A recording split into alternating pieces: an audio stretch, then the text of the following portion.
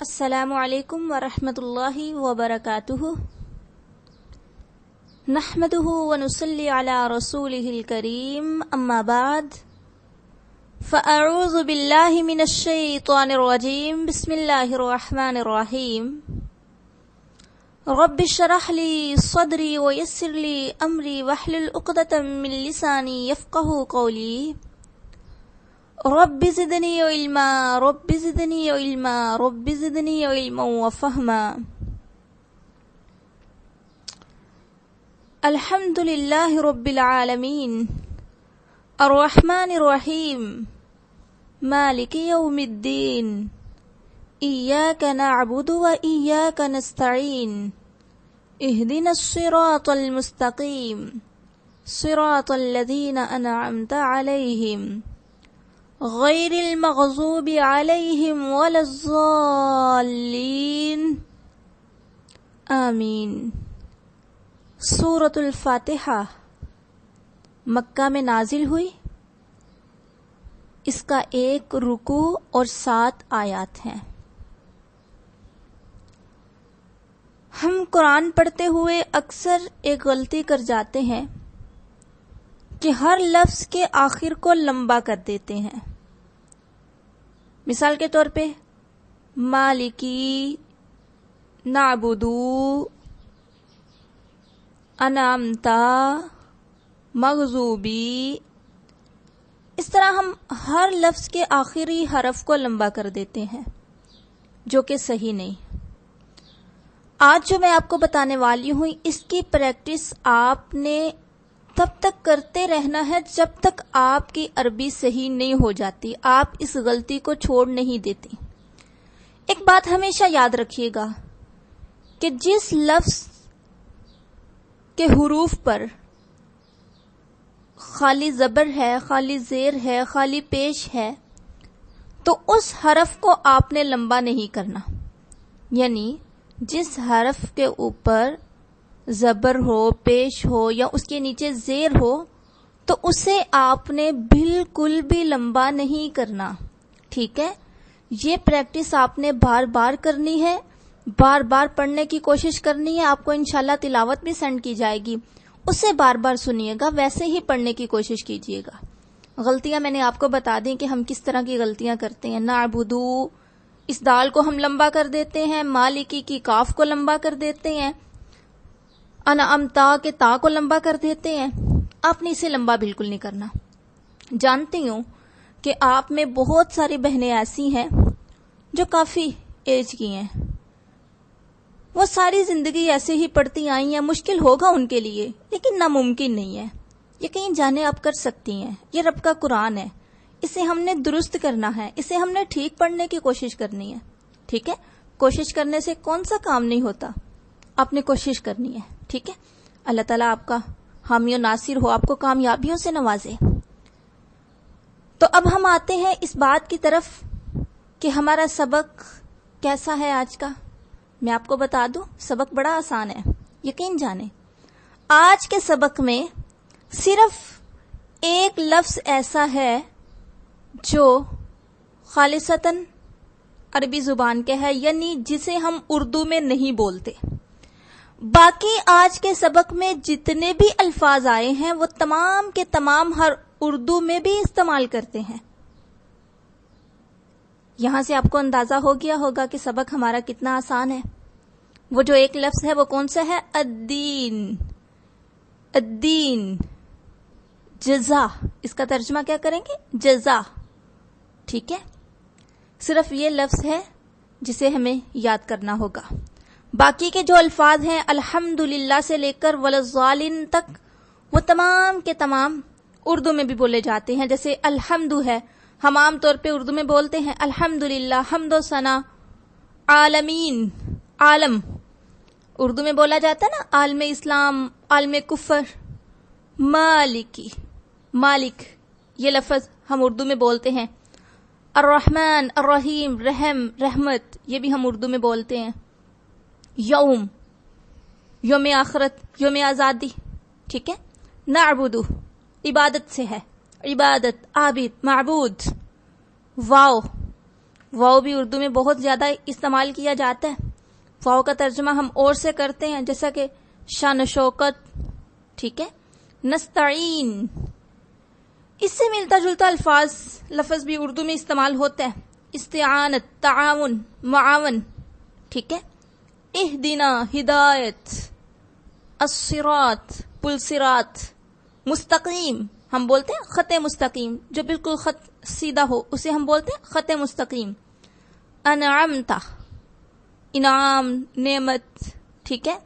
علیہم، اس میں جو علی ہے، علی، یہ ہم اردو میں بہت زیادہ استعمال کرتے ہیں، جیسے علی الاعلان، مغضوب، غضب، غضبناک، الضالین، ضلالت یعنی گمراہی. اب ہم آتے ہیں آج کے سبق میں 3 لفظ لیں گے جن کا ہم مادہ، جسے ہم روٹ اور چھپے ہوئے الفاظ بھی کہتے ہیں، وہ یاد کریں گے اور ساتھ میں ان کا ترجمہ. کیونکہ آج کے سبق میں جتنے بھی الفاظ ہیں، اگر ہم ہر لفظ کا روٹس لیں اور اس کا ترجمہ کریں تو سبق بہت مشکل محسوس ہوگا. اس لیے ہم ڈیلی اپنے سبق میں صرف 3 لفظ ایسے ہوں گے جن کا ہم روٹ یا جسے ہم مادہ یا چھپے ہوئے الفاظ بھی کہتے ہیں، وہ ہم یاد رکھیں گے اور آپ انہیں اپنی کاپی پہ، اپنی ڈائری پہ نوٹ کر لیں. یہ آپ کو بہت کام آنے والے ہیں انشاءاللہ، ٹھیک ہے. الفاظ معنی کے تحت جتنی بھی باتیں بتائی جائیں گی، کوشش کریں کہ انہیں آپ اپنی ڈائری پہ نوٹ کر لیں تاکہ آپ کے لیے قرآن سمجھنا آسان ہو. شروع میں تھوڑا مشکل ہوگا، لیکن صرف 1 پارے تک. 1 پارے کے بعد بہت ہی آسان ہو جائے گا. پہلا پارا آپ کے لیے مشکل ہے، اس کے بعد آسانی ہی آسانی ہے. سب سے پہلا ہمارا لفظ ہے رب. رب ویسے تو اردو میں بھی ہم بولتے ہیں رب. اس کا روٹ کیا ہے؟ اس میں چھپے ہوئے لفظ کیا ہیں؟ وہ ہے را، با، پھر با، را، با، با. اس کا ترجمہ کیا ہے؟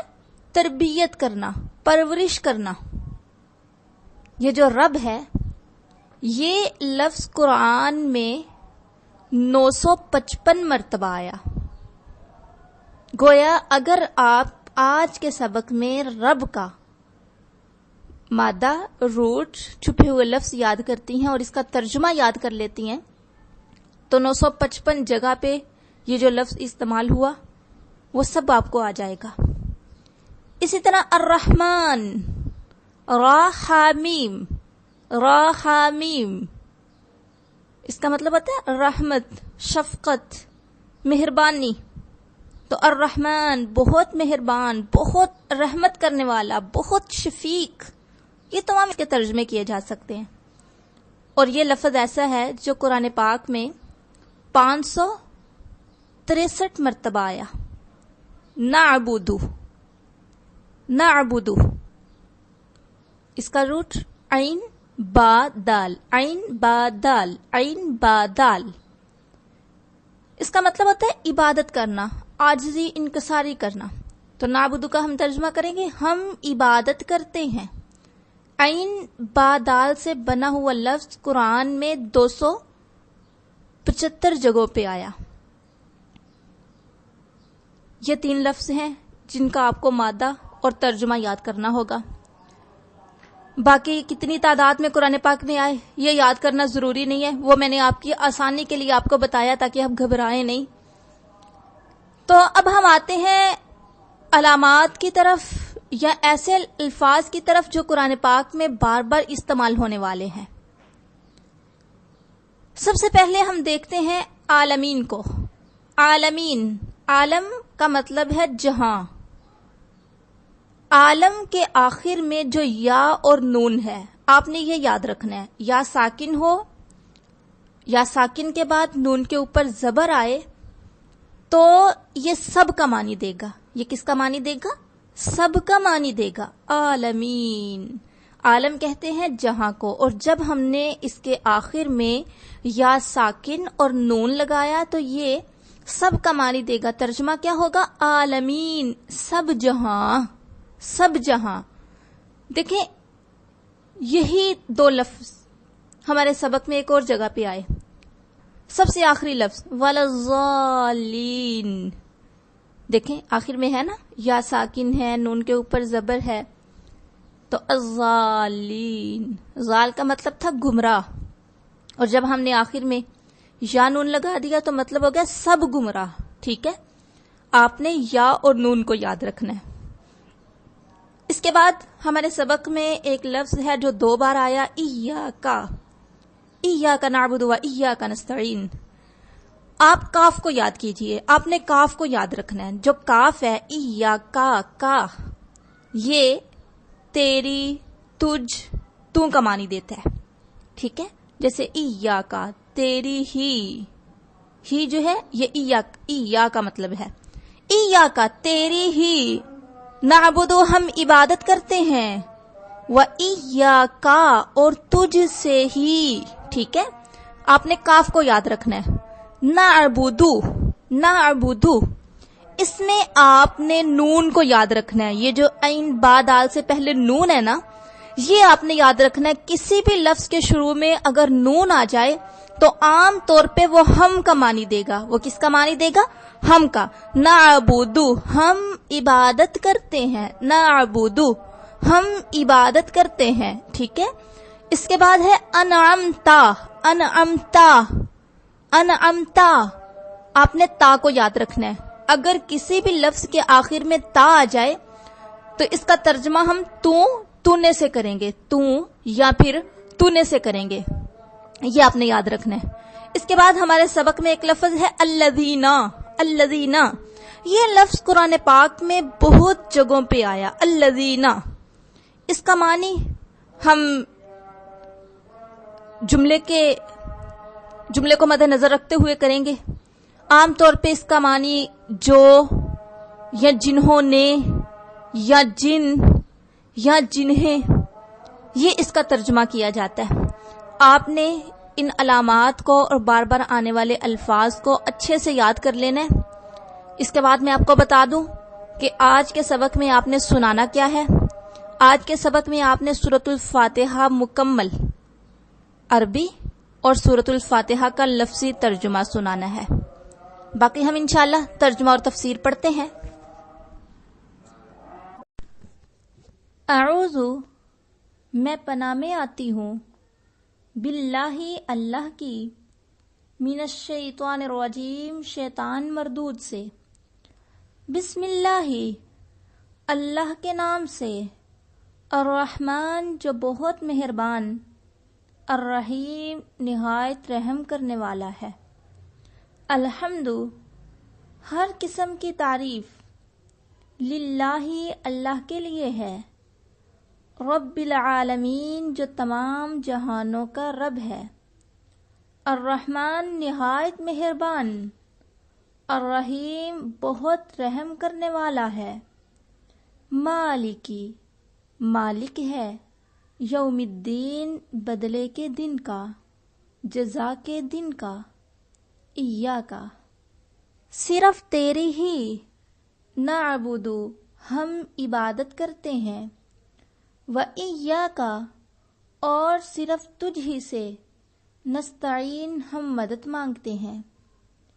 اہدنا دکھا ہمیں، ہدایت دے ہمیں، صراط المستقیم سیدھے راستے کی، صراط الذین راستہ ان لوگوں کا کہ انعمت تو نے انعام کیا، علیہم ان پر، غیر نہ المغضوب غضب کیا گیا، علیہم ان پر، وَلَضَّالِّينَ اور نہ وہ گمراہ ہوئے.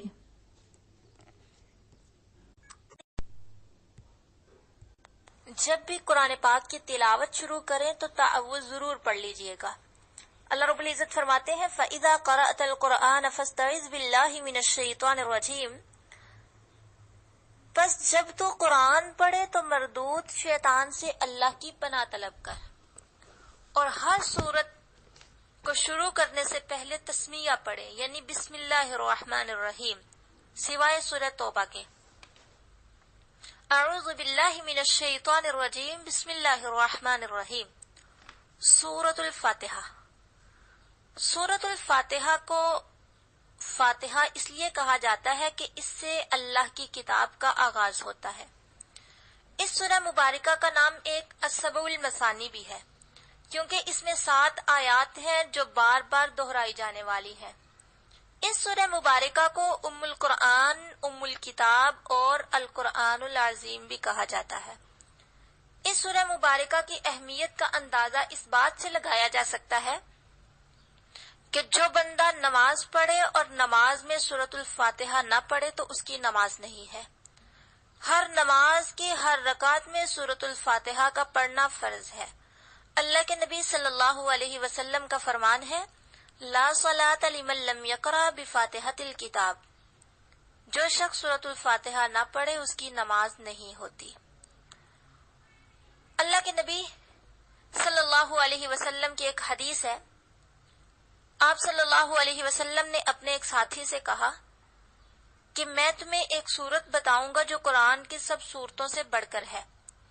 آپ نے فرمایا وہ سورت الحمدللہ رب العالمین ہے، یہی السبع المثانی ہے، یعنی 7 آیات ہیں جو بار بار دہرائی جاتی ہیں، اور قرآن عظیم ہے جو مجھے دیا گیا۔ یہ حدیث صحیح بخاری میں موجود ہے۔ ایک حدیث میں آتا ہے جو کہ مسند احمد میں موجود ہے، اللہ کے نبی صلی اللہ علیہ وسلم نے فرمایا، اس ذات کی قسم جس کے ہاتھ میں میری جان ہے، اللہ نے اس سورت جیسی کوئی سورت نہ تورات میں نازل کی، نہ انجیل میں، نہ زبور میں، اور نہ فرقان یعنی قرآن پاک میں، اور بے شک وہ سبع مثانی ہے۔ حضرت عبداللہ بن عباس رضی اللہ تعالی عنہما بیان کرتے ہیں کہ ایک دن جبرائیل علیہ الصلاۃ والسلام رسول اللہ صلی اللہ علیہ وسلم کے پاس بیٹھے ہوئے تھے۔ انہوں نے اپنے اوپر کی طرف سے بڑے زور سے دروازہ کھلنے کی آواز سنی۔ انہوں نے اپنا سر اٹھایا اور فرمایا، آج آسمان کا وہ دروازہ کھلا ہے جو اس سے پہلے کبھی نہیں کھلا۔ اس سے ایک فرشتہ اترا، اس نے رسول اللہ صلی اللہ علیہ وسلم کو سلام کیا اور کہا، آپ کو 2 نوروں کی خوشخبری ہو جو آپ کو عطا کیے گئے، جو آپ کو دیے گئے، آپ سے پہلے کسی کو نہیں دیے گئے۔ ان میں سے ایک سورۃ الفاتحہ ہے اور دوسرا نور سورہ بقرہ کی آخری آیات ہے۔ آپ جب بھی ان دونوں میں سے کوئی حرف تلاوت کریں گے تو آپ کو مانگی ہوئی چیز ضرور عطا کر دی جائے گی۔ یہ حدیث صحیح مسلم میں موجود ہے۔ اللہ رب العزت نے اس کا آغاز بہت پیارے انداز میں فرمایا، کہا الحمدللہ رب العالمین، سب تعریف اللہ کے لیے ہے۔ الحمدللہ یہ ایک ایسا کلمہ ہے جس کے بارے میں اللہ کے نبی صلی اللہ علیہ وسلم نے فرمایا، الحمدللہ میزان کو بھر دیتا ہے۔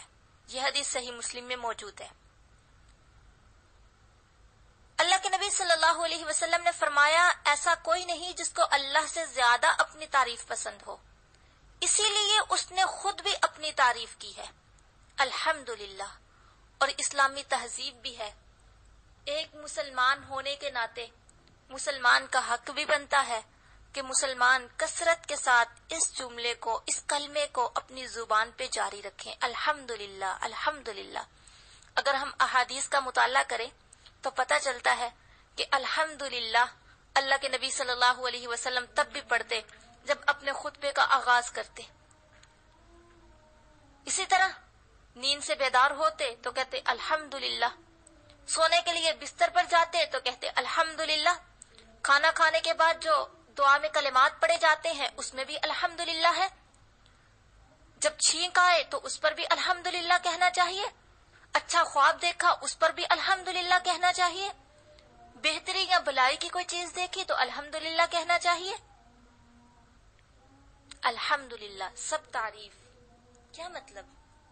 یعنی تعریف کہ جتنے انداز ہو سکتے ہیں، تعریف جتنے پہلوؤں سے ممکن ہے، تعریف کی جتنی اقسام تصور کی جا سکتی ہے، تعریف کے لیے جتنے خوبصورت الفاظ اہل لغت نے وضع کیے ہیں، تعریف کی جتنی کیفیتیں آج تک اہل دل نے محسوس کی ہیں، اہل لغت، اہل درد، اہل دل کا یہ سارا سرمایہ صرف اللہ کی بارگاہ کے لیے ہے۔ الحمدللہ سب تعریف اللہ کے لیے ہے. کیوں؟ اللہ کی اتنی تعریف کیوں؟ رب العالمین الرحمن الرحیم مالک یوم الدین. کیونکہ وہ اللہ کی ذات وہ ہے جو سارے جہانوں کو پالنے والا ہے. رب کے معنی عربی لغت کے اعتبار سے تربیت، پرورش کرنے والے کے ہیں. اللہ رب العزت کی ذات وہ ذات ہے جو صرف مجھے اور آپ کو ہی پالنے والا نہیں ہے، بلکہ اس کی جتنی بھی مخلوقات ہیں. عالمین، عالم کی جمع ہے، سب جہانوں. جنوں کا الگ جہاں ہے، انسانوں کا الگ ہے، نباتات کا الگ ہے، جمادات کا الگ ہے. جتنے بھی اس کی مخلوقات ہیں میرے علم میں نہیں، آپ کے علم میں نہیں. وما یعلم جنود ربک الا ہوا. اللہ کے علاوہ کوئی نہیں جانتا کہ اس کی کتنی مخلوقات ہیں. وہ سب کو پالنے والا ہے، سب کا روزی کا بندوبست کرنے والا ہے، سب کو اس کی ضروریات کی چیزیں مہیا کرنے والا ہے. الحمدللہ، سب تعریفیں اللہ کے لیے ہیں. کیوں؟ کیونکہ اللہ کی ذات وہ ذات ہے جو سارے جہانوں کا پالنے والا ہے. صرف پالنے والا ہی نہیں بلکہ الرحمن الرحیم، بڑا مہربان اور نہایت رحم کرنے والا ہے. اللہ کی رحمت بہت وسیع ہے. رسول اللہ صلی اللہ علیہ وسلم نے فرمایا، جب اللہ تعالیٰ نے مخلوقات کو پیدا کیا تو ایک کتاب میں جو اس کے پاس عرش پر ہے یہ لکھ دیا کہ بے شک میری رحمت میرے غضب پر سبقت لے گئی ہے. یہ حدیث صحیح بخاری میں موجود ہے. اللہ فرماتے ہیں میں اللہ ہوں، میں رحمان ہوں. یہ حدیث ترمذی میں موجود ہے. اور یہ مت سمجھیے گا کہ اللہ رحمان ہے، رحیم ہے تو مجھے نیکیاں کرنے کی ضرورت ہی نہیں. نیکیاں بھی کرنی پڑیں گی. وہ الگ بات ہے کہ اللہ کی رحمت بہت وسیع ہے، رب رحمان بھی ہے، رحیم بھی ہے. صحیح مسلم میں ایک حدیث آتی ہے، اللہ کے نبی صلی اللہ علیہ وسلم نے فرمایا، بے شک اللہ کے پاس 100 رحمتیں ہیں. ان 100 رحمتوں میں سے اس نے جنوں، انس، مویشی اور کیڑوں مکوڑوں میں ایک رحمت نازل فرمائی. اسی ایک رحمت کی وجہ سے جنات، انسان اور حیوان ایک دوسرے پر مہربان ہوتے ہیں اور رحم کرتے ہیں، اور اسی کی وجہ سے وحشی جانور تک اپنے بچوں پر رحم کرتے ہیں. 99 رحمتیں اللہ نے اپنے پاس رکھی ہیں. ان رحمتوں سے اللہ قیامت کے دن اپنے بندوں پر رحم فرمائے گا. الرحمن الرحیم، رب رحمان بھی ہے، رحیم بھی ہے. لیکن نیکیاں کیجیے گا ضرور ساتھ ساتھ، کیونکہ رسول اللہ صلی اللہ علیہ وسلم کا فرمان ہے، اگر مومن کو اللہ کے عذاب کے بارے میں صحیح علم ہو جائے تو کوئی بھی اس کی جنت کی خواہش نہ کرے، اور اگر کافر کو یہ معلوم ہو جائے کہ اللہ کے پاس کتنی رحمت ہے تو کوئی بھی اللہ کی جنت سے نا امید نہ ہو. یہ حدیث صحیح مسلم میں موجود ہے. اللہ کی ذات اپنے بندوں پر بہت زیادہ مہربان ہے، بندوں پر بہت زیادہ شفیق ہے، رحم کرنے والی ہے. آپ نے دیکھا ایک ماں اپنے بچے سے کتنی محبت کرتی ہے، کتنی مہربان ہوتی ہے. اللہ کی ذات تو وہ ذات ہے جو ماں سے بڑھ کر بھی اپنے بندے سے محبت کرنے والا ہے. صحیح مسلم میں حدیث آتی ہے، سیدنا عمر بن خطاب رضی اللہ تعالیٰ عنہ بیان کرتے ہیں، رسول اللہ صلی اللہ علیہ وسلم کے پاس کچھ قیدی لائے گئے. ان قیدیوں میں ایک عورت کسی کو تلاش کر رہی تھی. جب اس نے ان قیدیوں میں ایک بچے کو پایا تو اسے اٹھا لیا، چھاتی سے لگایا اور دودھ پلانا شروع کر دیا. تو رسول اللہ صلی اللہ علیہ وسلم نے ہم سے فرمایا، کیا تم سمجھتے ہو کہ یہ عورت اپنے بچے کو آگ میں ڈال دے گی؟ ہم نے کہا نہیں، اللہ کی قسم وہ اسے آگ میں نہیں ڈال سکتی. تو رسول اللہ صلی اللہ علیہ وسلم نے فرمایا، جتنی مہربان یہ عورت اپنے بچے پر ہے اس سے زیادہ مہربان اللہ اپنے بندوں پر ہے. اگر آپ چاہتے ہیں کہ رب تعالیٰ کی رحمتوں کا نزول ہو آپ پر، رب تعالیٰ بھی آپ پر رحم فرمائے، تو آپ کو کرنا کیا ہوگا؟ آپ کو بھی رحم کرنا ہوگا. اللہ کے نبی صلی اللہ علیہ وسلم نے فرمایا، جو رحم نہیں کرے گا اس پر رحم نہیں کیا جائے گا. یہ حدیث صحیح بخاری میں موجود ہے. ترمذی میں حدیث آتی ہے، رسول اللہ صلی اللہ علیہ وسلم نے فرمایا دوسروں پر رحم کرنے والوں پر رحمان رحم فرماتا ہے، تم اہل زمین پر رحم کرو تو آسمان والا جو ہے وہ تم پر رحم فرمائے گا۔ الحمد للہ رب العالمین الرحمن الرحیم مالک یوم الدین۔ اللہ کی ذات وہ ذات ہے جو قیامت کے دن کا بھی مالک ہے، بدلے کے دن کا بھی مالک ہے۔ یوم الدین، دین بدلے کو کہتے ہیں، جزا کو، جزا کے دن کا مالک۔ قیامت کو یوم الدین اس لیے کہا گیا کہ اس دن جو بھی کسی نے کیا ہوگا وہ اس کے سامنے آ جائے گا۔ کسی نے دنیا میں نیکیاں کی، اسے نیکیوں کا بدلہ مل جائے گا، کسی نے برا کیا، اسے اس کی برائی کا بدلہ مل جائے گا۔ اس دن کوئی کسی کے کام نہیں آ سکے گا۔ مالک یوم الدین۔ تو الحمدللہ رب العالمین الرحمن الرحیم مالک یوم الدین نے ہمیں ایک پیغام دیا کہ وہ اللہ جس کی آپ تعریف کرتے ہیں، جس کی آپ حمد و ثنا بیان کرتے ہیں، وہ اللہ کی ذات وہ ذات ہے جو تمام جہانوں کو پالنے والا ہے اور ساتھ میں رحمان بھی ہے، رحیم بھی ہے۔ یعنی تم ہمیشہ اپنے ماضی میں، اپنے حال میں اسی کے محتاج ہو، یہیں پہ بس نہیں بلکہ مالک یوم الدین مستقبل میں بھی تمہیں اسی کی ضرورت پڑے گی، قیامت والے دن بھی تمہیں اسی کی ضرورت پڑے گی، کیونکہ اس دن کوئی بادشاہ نہیں ہوگا سوائے اس کے۔ اللہ کے نبی صلی اللہ علیہ وسلم نے فرمایا روز قیامت اللہ تعالیٰ زمین کو پکڑے گا اور آسمان کو لپیٹ کر اپنے دائیں ہاتھ میں لے لے گا اور فرمائے گا میں ہوں بادشاہ، کہاں ہے دنیا کے بادشاہ؟ مالک یوم الدین۔ تو جب تمہیں پالنے والا وہی ہے، تمہیں پیدا کرنے والا وہی ہے، تمہاری ضروریات کا خیال رکھنے والا وہی ہے، تمہاری پرورش کرنے والا وہی ہے، تمہارا خیال رکھنے والا وہی ہے، تم پر رحم کرنے والا وہی ہے، مستقبل میں تمہارے کام آنے والا وہی ہے، اتنے سخت دن میں تمہیں سنبھالنے والا وہی ہے، تو پھر حق تو بنتا ہے نا کہ ایاک نعبد و ایاک نستعین۔ مسلمان اس بات کا اقرار کر لے کہ اللہ عبادت تیری ہی کریں گے اور مدد تجھی سے مانگیں گے۔ اور یہ ایک فطرتی بات ہے کہ جب بندہ سمجھ جاتا ہے سب کچھ تب وہ کہتا ہے مجھے ایسے ہی کرنا چاہیے۔ ایک بندہ جسے اللہ نے عقل دی، شعور دیا، جب وہ اس بات کو سمجھ گیا کہ اللہ کی ذات ہی سب کچھ ہے، اس کے علاوہ کوئی کچھ نہیں، تو پھر اس نے اقرار تو کرنا ہی ہے ایاک نعبد و ایاک نستعین۔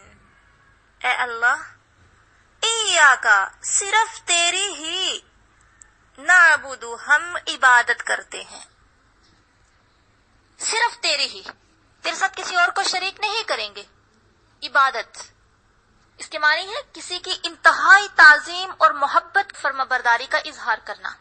اللہ صرف تیری ہی ہم عبادت کرتے ہیں، وَإِيَّاكَ نَسْتَعِينُ، اور صرف تجھ ہی سے ہم مدد مانگتے، اور عبادت اللہ کا حق ہے، اس میں کسی اور کو شریک نہیں کرنا چاہیے۔ اللہ کے نبی صلی اللہ علیہ وسلم حضرت معاذ رضی اللہ تعالیٰ عنہ کے ساتھ بیٹھے ہوئے تھے۔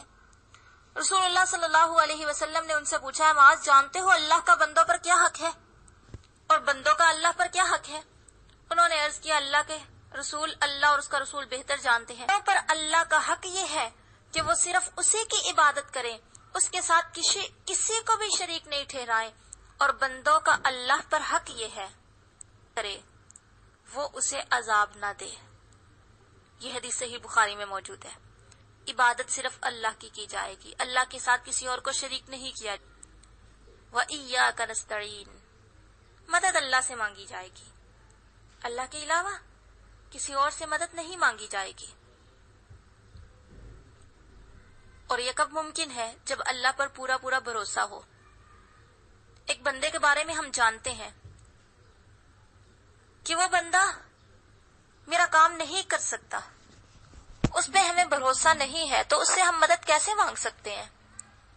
اللہ کی ذات پر بھروسہ رکھیں اور اسی سے مدد مانگیں، اس یقین کے ساتھ کہ جو آپ اللہ سے مانگ رہے ہیں وہ اللہ دے گا، ضرور عطا کرے گا۔ سید اہدنا الصراط المستقیم، اللہ ہمیں سیدھے راستے پر چلا، صراط مستقیم پہ چلا۔ کس راستے پہ؟ ان لوگوں کے راستے پہ جن لوگوں پہ تو نے انعام کیا۔ انعام یافتہ لوگ کون سے ہیں؟ وَمَن يُطِعِ اللَّهَ وَالرَّسُولَ فَأُولَٰئِكَ مَعَ الَّذِينَ أَنْعَمَ اللَّهُ عَلَيْهِم مِّنَ النَّبِيِّينَ وَالصِّدِّيقِينَ وَالشُّهَدَاءِ وَالصَّالِحِينَ۔ انبیاء کے راستے پہ چلا، صدیقین کے راستے پہ چلا، شہداء کے راستے پہ چلا، اور اپنے فرما بردار نیک لوگوں کے راستے پہ چلا۔ غیر المغضوب علیہم ولا الضالین، ایسے لوگوں کے راستے سے بچا کے رکھنا، ایسے لوگوں کے راستے پہ نہ چلانا جن پر غصہ کیا گیا، اور راہی ایسے لوگوں کے راستے پہ چلانا جو گمراہ ہے۔ اللہ کے نبی صلی اللہ علیہ وسلم کی حدیث ہے کہ المغضوب علیہم سے مراد یہود ہے اور الضالین سے مراد نصارہ ہے۔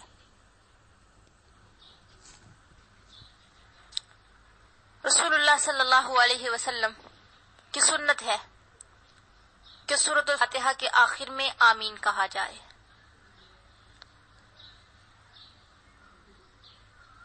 اللہ کے نبی صلی اللہ علیہ وسلم نے فرمایا جب امام غیر المغضوب علیہم ولا الضالین کہے تو تم آمین کہو، اللہ تمہاری دعا کو قبول فرمائے گا۔ یہ حدیث صحیح مسلم میں موجود ہے۔ سورۃ الفاتحہ قرآن پاک کی مختصر صورتوں میں سے ہے اور یہ پورے قرآن کا خلاصہ ہے۔ تمام احکامات مختصر انداز میں اس میں بیان کر دیے گئے۔ یہ ایک دعا بھی ہے جو انسان مجموعی طور پر دن میں 40 دفعہ کرتا ہے۔